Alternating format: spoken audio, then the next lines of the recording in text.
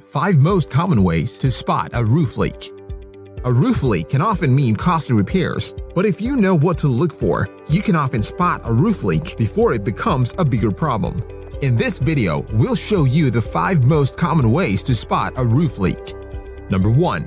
Water stains on your ceiling and walls.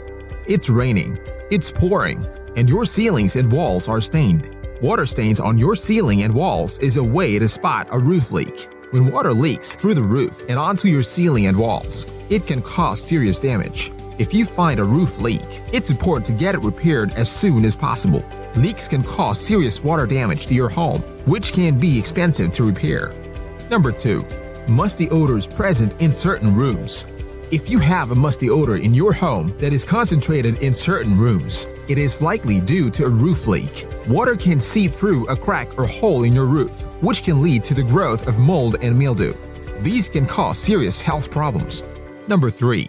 Missing or warped shingles, loose or damaged flashings. While some roof leaks are caused by severe weather conditions, such as hurricanes or tornadoes, others are the result of more common problems, such as damaged shingles or flashings. Cracks on flashing or missing pieces of shingles are indications of a roof leak that needs professional attention.